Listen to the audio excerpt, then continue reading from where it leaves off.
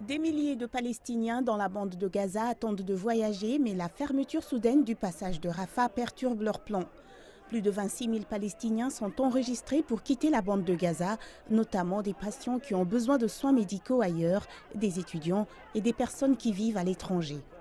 Iyad Abou Safia, 19 ans, a reçu une bourse pour étudier la médecine en Allemagne. Il s'apprêtait à partir cette semaine, mais son avenir reste désormais incertain.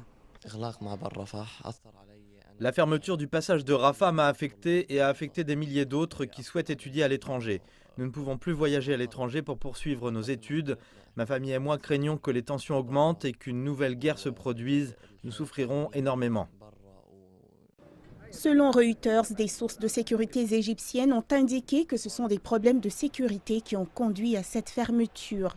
Samedi dernier, les Israéliens et le Hamas ont échangé des tirs de part et d'autre de leurs frontières, tuant un soldat israélite et blessant des dizaines de Palestiniens.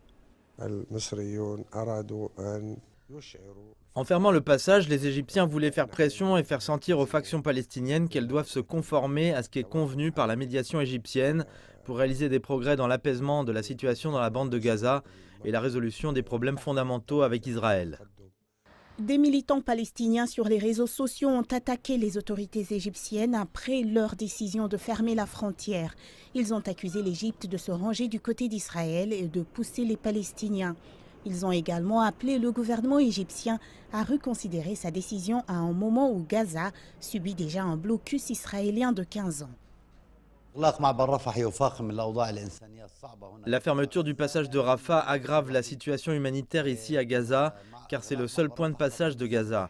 Cela va à l'encontre des droits de l'homme, de vivre et de se déplacer librement, en particulier ceux qui ont besoin d'un traitement médical en dehors de Gaza, les étudiants aussi, et beaucoup perdraient leur visa.